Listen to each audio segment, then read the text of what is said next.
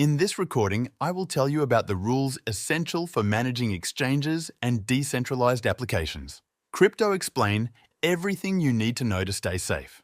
If we were to compare traditional exchanges and decentralized exchanges and applications, they are completely different worlds that operate in a completely different way. Firstly, decentralized exchanges and decentralized applications are operated by programmed lines of code.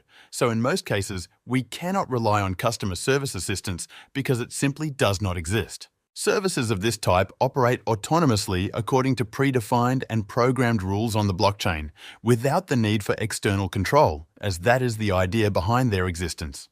Although there are exceptions, such as Web3 world games, which are often supported by an engaged and ready-to-help team. Functioning in the digital decentralized world, every time you use a chosen application, website, or service, you will need to select the appropriate wallet, which will serve as the gateway to the functions provided after establishing a connection. Every time and in every place you use it, you will see a list of supported networks and available wallets, so evaluating which one will be suitable for you, or simply which one you have, or which one you like to use, should not be a problem. All of the available options are practically always verified and safe. I have not yet encountered a situation where services offered a connection through an unsafe wallet, so this makes our lives significantly easier. The connection process is extremely important because during the initial use, we will always be presented with a list of authorizations required for us to use the given platform. Permissions, such as accessing the account state, knowing the public address, and suggesting transactions for signing, are perfectly fine, as I have reiterated many times in various other recordings. It's always worth focusing and carefully reading what appears on the screen because granting excessive permissions puts us at risk of losing control over our wallet.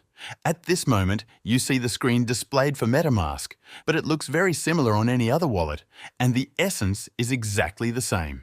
Personally, I do not agree to any additional permissions other than those I have mentioned. If out of habit you do not read what appears on the screen, you may someday encounter a situation where you grant a website too broad authorization and your account will be emptied by a ruthless bot, which can happen in a fraction of a second. Unfortunately, such a situation happened to my friend, who lost half an Ethereum in this way.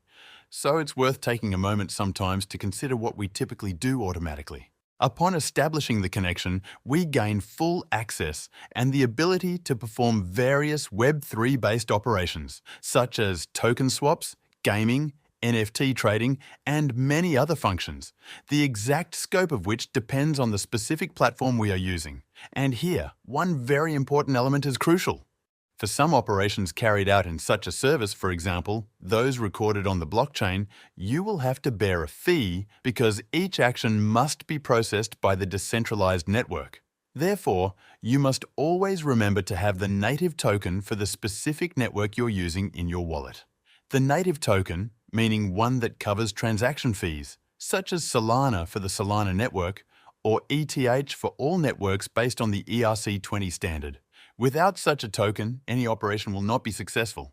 When signing a transaction in some cases, you will be asked to set a maximum access limit to your funds. This is an additional security measure aimed at protecting your capital, for example, in a situation where you hold $10,000 in your wallet but only want to use $200. In such a case, when setting the limit, it is best to enter amounts slightly higher than those you actually intend to use. When signing each transaction, read and verify carefully everything that appears on the screen to avoid any mistakes and complications because the blockchain does not forgive errors. Once you are sure everything is correct, you can sign and finalize the transaction with confidence, knowing that you have done everything correctly and that the process will proceed smoothly. In the decentralized world, there are many more scam projects, frauds, rug pulls, and other garbage-posing threats. When using exchanges of this type, you must be aware that 90% of the projects available for purchase on decentralized exchanges have absolutely no future and were created solely to extract capital.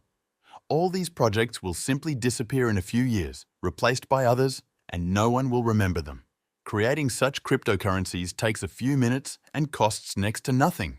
It only takes a moment to create and sell the illusion of something that does not exist. Spending money on tokens in the DeFi world requires extreme caution because while it is possible to earn a lot, it is also very common to lose a lot. There are countless groups on Telegram and Twitter that promote specific projects available, for example, on Uniswap or DEX tools.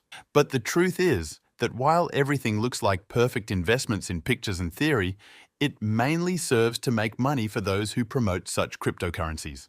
Most often, these individuals acquire tokens that no one is interested in at the lowest possible prices, then advertise them on their social media groups, and when interest increases, they cash in their profits, leaving worthless tokens in the hands of people who naively believed they had found the holy grail of investment. In the DeFi world, you can find such a project, but before you find one that is truly promising, you will come across several others that are its opposite.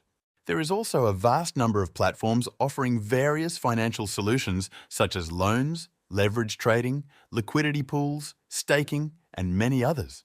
And there is no one simple approach for these places because each of these platforms is different and constantly changing. To take advantage of such solutions, you should first acquire the necessary knowledge and only then, feeling more confident, carry out the intended actions while remembering the basics outlined in this material. This is the healthiest practice, but it requires more time, and I am well aware that most people give up on this in favor of quickly completing what they have planned.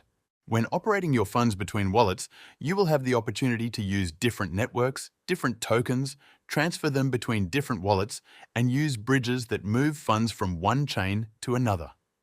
At first, all of this may seem difficult to handle, but after a while, it becomes easier and more intuitive simply because it no longer scares us. Always check carefully what you choose and click on during all such operations to avoid unnecessary mistakes and sending funds to the wrong place. Another important aspect will be comparing the amounts obtained during exchanges because sometimes the fees and charges are so high that it is not worth finalizing certain operations. In the DeFi world, we are fully responsible for what we do, and we must prepare ourselves, monitor ourselves, and there is no one who can help or react in case of any demanding situations. That's why I like to joke that cryptocurrencies are for kids, and DeFi is for adults because it really requires much more from us. You can find instructions for using various services of this type on my YouTube channel, where I systematically publish materials on every possible topic related to cryptocurrencies completely for free. So I warmly invite you to visit this address. If you have any doubts at any time, or if you click on something too quickly without being sure if you have given the appropriate authorization, you can always use a service like Revoke Cache, where you can check what permissions you have granted, where, and for how long. It's a useful free tool that supports many chains, and you can continuously verify the security of your wallet.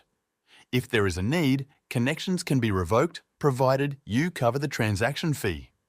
The entire DeFi operates on simple principles based on blockchain, but it often happens that we see an overload of text or an unfriendly graphical interface that gives the impression of something complicated and difficult to learn. This trend is changing in favor of the user, which means that we increasingly use such services without even realizing based on what technology they operate. For example, games that we can download both on Android and iOS. If you are not yet using DeFi, but it causes you problems or stress, check out the material on the investor's mindset. Good luck!